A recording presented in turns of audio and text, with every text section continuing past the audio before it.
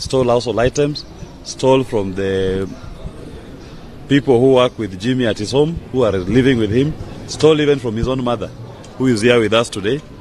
The culmination of all that was to plant grenades in the home. And yesterday, despite the existence of court orders stopping the arrest or detention of Mr. Jimmy Wanjigi, we saw a high-handed act by DCI, Nairobi Regional Office, together with some officers from the head office, ignore that high court order to illegally arrest Mr. Jimmy Wanjigi, and they took him to Kamukunji police station, where they kept him overnight. They thought that that was going to be punishment for Mr. Wanjigi. What they do not know, Kamukunji is home.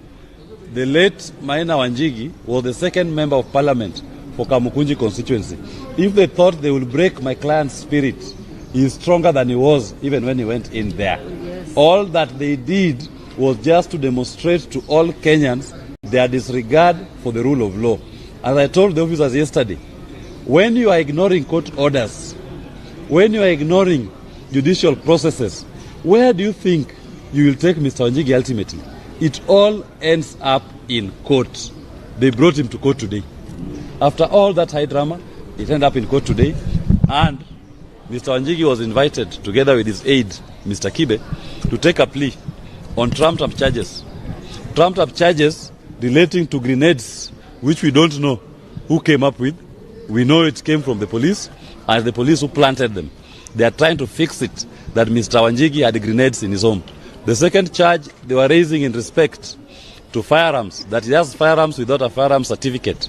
The High Court of Kenya had reinstated Mr. Wanjigi's firearms certificate and had ordered the Firearms Licensing Board to obey that order and reinstate that certificate and honor it. They have refused, and they are purporting to have revoked it afresh. The High Court also had equally ordered DCI and DPP and IG to return Mr. Wanjigi's lawfully licensed firearms. Which court order, I was reminding the court today, this DCI Kinoti refused to honor. That is why he has a sentence hanging over his neck today, 4 months imprisonment. He is begging for his life. He is begging for his liberty. That which he denied Mr. Wanjigi when he was in office. Those firearms were returned by Mr. Min. We don't know how again the same DCI turns around to want to charge Mr. Wanjigi for being in possession of illegal firearms, which were issued to him after a protracted court battle that led to the conviction of George Kinoti, who is now crying wherever he is for freedom. He thought he was denying Wanjigi's freedom. He is the one now crying for his freedom. Wanjigi is here, free like a bird. Even these officers being misused. Your time will come. You will cry like George Kinoti for freedom, and I will be there to oversee the process. That is what I specialize in as a lawyer. My duty is to hold you accountable. And I have time. I swim in the lake. I'm like a fish in a water. We come to court. I am in my best element when I put you to account to explain why you disregard our constitution, why you disregard our courts.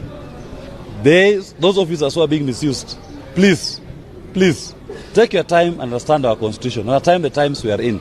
Do not allow yourself to be misused to pursue political scores. As I told William Ruto yesterday, Jim is here.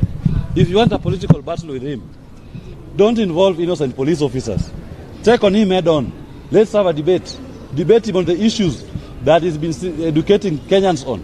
The issue of economy, the issue of debt, the issue of how you are taking odious debt in the name of the people of Kenya, the issue of how our youths are unemployed, how our people are hopeless, how you led to a collapse of our healthcare system. Those are the things that Jimmy Wanjigi will wish to debate with you, and Kenyans will make their decision based on who has the best ideas for this country. That decision will not be made in the courtrooms. You are wasting our time and wasting everybody's time by when you keep invading Jimmy's home and you keep dragging him to these courts on trumped-up charges. Face your equal. Deal with him as your equal. Leave the innocents. If you fear him, then say so. If you don't fear him, debate him on the issue. We are happy that the court has seen it fit and has listened to our application to defer the plea taking, and a ruling on that will be made on the 12th of September. But in the meantime, We have also initiated contempt of court proceedings against the Acting Inspector General of Police, DCI Amin, and Mr. Michael Sang, the one who effected an illegal arrest on Mr. Wanjigi yesterday at DCI Nairobi area. We do hope that we'll get those directions for those 3 officers to appear in court and explain why they deemed it fit to ignore the orders of the Honorable Court. We have also taken out contempt of court proceedings against the chairman, Mr. Rashid Yakub, of the Firearms Licensing Board, and all his other board members for contempt of court for refusing and neglecting to obey and to give full effect to the orders that were issued by the High Court in JR number 46 of 2018 that reinstated Mr. Jimmy Wanjigi's firearms license certificate. Thank you very much for coming. Asante sana. So we have to move because nataka mama onekana. So we have to move. We have to move. We have to move a bit. Are we ready now? Thank you all for coming. I am not going to speak for very long. I want to be very clear. First, let me thank God for bringing us this far. You can see my family here. We have been through a lot of trauma. I want to thank them for standing with me during the last 2 or 3 weeks of what you call crooked Ruto's anarchy. Crooked Ruto's anarchy. And I want to address William Samoei Ruto here. The courts today have upheld the constitution of this country. And you seem to be trying to live in an era that has long passed. William Ruto, why do you fear me? If you fear me, be a man. Come and deal with me properly, kiwanjani ya siasa. Not in my home, terrorizing my family, and not in these courts with trumped-up charges.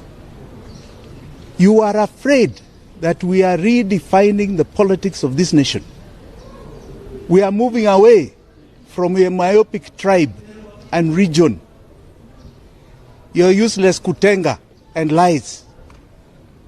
We have now moved to the realm of the truth and issue-oriented politics, based primarily today on the economy of Kenya. Debate me on the economy. Don't try and create criminality in your muck. I'm not going to join your pigsty. It is a pigsty. William Ruto, know today I am coming for you because I believe Ruto must go. Asante sana.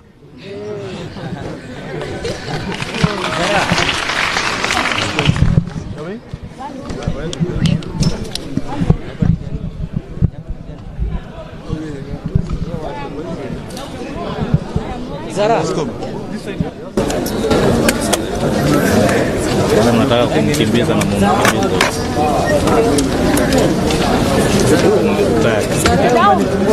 Jauh.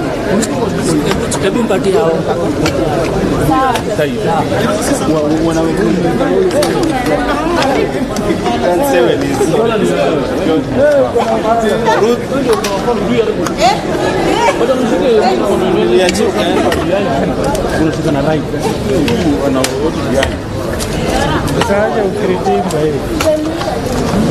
Imeisha kabisa sasa. Zero. Hata Willis nilikuwa nimerekodi kupata kidogo. Ulimguza kidogo. Juu yeye ameongea sana. Ukagojea mzee. Good stuff. Juu hapa nje mimi ndatumia mzee. Willis tutatumia ndani. Hapa nje ilikuwa unataka mzee, sauti ya mzee asikie. Hapa ya mzee. Twitter nani?